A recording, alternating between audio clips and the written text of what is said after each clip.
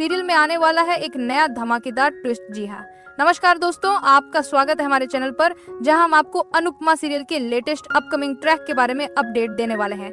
जैसा कि हमने पिछले एपिसोड में देखा कि अनुपमा अब सेंट्रल जेल में काम कर रही है और वहीं उसकी मुलाकात एक अजीब कैदी से होती है।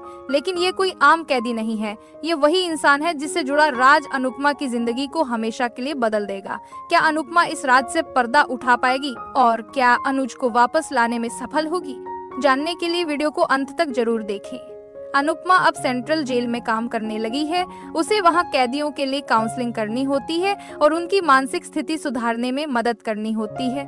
अनुपमा को यह काम बेहद पसंद आने लगता है क्योंकि उसे लगता है कि वह यहाँ भी किसी की मदद कर सकती है। इसी दौरान अनुपमा की मुलाकात एक अजीब कैदी से होती है। वह कैदी न ही किसी से ठीक से बात करता है और न ही किसी के सामने अपना चेहरा दिखाता है। उसकी आंखों में दर्द और बेचैनी साफ झलकती है। शुरू में अनुपमा उसे नजरअंदाज करती है, लेकिन जब वह बार बार अनुज का नाम बड़बड़ाने लगता है तो अनुपमा चौंक जाती है। अनुपमा उस कैदी से बात करने की कोशिश करती है, लेकिन वह बस इधर उधर भागता रहता है और बेहोश हो जाता है। जब अनुपमा जेल प्रशासन से उसके बारे में पूछती है तो उसे पता चलता है कि यह कैदी कई महीनों से इसी हालत में है, लेकिन वह कभी कभी किसी अनुज नाम के आदमी का नाम लेकर जोर जोर से चिल्लाता है। ये सुनते ही अनुपमा के पैरों तले जमीन खिसक जाती है। वह तुरंत उस कैदी के पास जाती है और उसे शांत करने की कोशिश करती है। जब वह धीरे धीरे ठीक होने लगता है तो वह टूटे फूटे शब्दों में बताता है कि अनुज मरा नहीं है, बल्कि उसे कुछ लोगों ने पकड़कर कहीं छिपा दिया था।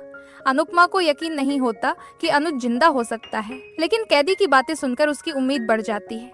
वह धीरे धीरे उस कैदी का इलाज करने और उसकी याददाश्त वापस लाने की कोशिश करती है। कई हफ्तों की मेहनत के बाद वह कैदी अनुज का ठिकाना बताने लगता है। अनुपमा अब खुद उस जगह पर जाती है जहां अनुज को कैद करके रखा गया था। वहां का नजारा देखकर उसकी आंखों में आंसू आ जाते हैं। सामने अनुज बैठा होता है, लेकिन वह सिर्फ सामने की दीवार को देख रहा होता है। न कोई प्रतिक्रिया, न कोई पहचान। अनुपमा दौड़कर अनुज के पास जाती है और उसे झकझोरती है। अनुपमा, देखो, मैं अनुपमा, तुम्हारी अनुपमा। लेकिन अनुज कोई प्रतिक्रिया नहीं देता। वह एक जिंदा लाश की तरह बैठा रहता है। अनुपमा समझ जाती है कि अनुज की मानसिक स्थिति बेहद खराब हो चुकी है। वह उसे किसी भी हाल में वहां से निकालने का फैसला करती है और उसे अपने साथ घर ले जाती है। घर पहुंचकर अनुपमा अनुज का इलाज करवाना शुरू कर देती है। वह दिन रात उसके साथ रहती है, उसे अपने पुराने दिनों की याद दिलाने की कोशिश करती है, लेकिन अनुज की हालत इतनी खराब होती है कि वह कुछ भी याद नहीं कर पाता। जब राही को पता चलता है कि उसके पापा जिंदा हैं, तो वह खुशी से उछल पड़ती है, लेकिन जब वह उन्हें इस हालत में देखती है तो उसकी आंखों में आंसू आ जाते हैं।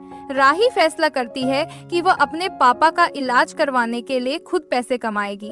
वह घर से बाहर जाकर कोई नौकरी करने का मन बनाती है, लेकिन तभी मोतीबा आकर उसका रास्ता रोक लेती है।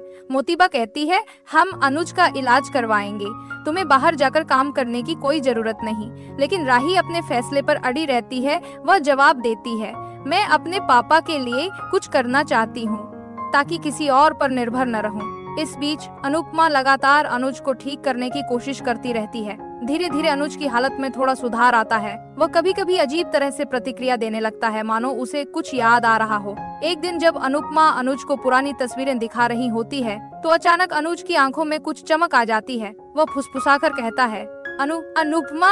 अनुपमा की आंखों में आंसू आ जाते हैं। उसे यकीन हो जाता है कि अनुज की याददाश्त वापस आ सकती है अगर वह और कोशिश करे। अब अनुपमा और राही मिलकर अनुज को पूरी तरह से ठीक करने का प्रयास करते हैं, लेकिन सवाल यह है, क्या अनुज अपनी पूरी याददाश्त वापस पा सकेगा? और अगर उसे सब कुछ याद आ गया तो क्या वह अपने साथ हुए अन्याय का बदला लेगा? ये सब जानने के लिए अगले एपिसोड्स को जरूर देखें। तो दोस्तों, आपको यह ट्रैक कैसा लगा? क्या आपको लगता है कि अनुज पूरी तरह से ठीक हो पाएगा? अपने विचार हमें कमेंट में जरूर बताएं।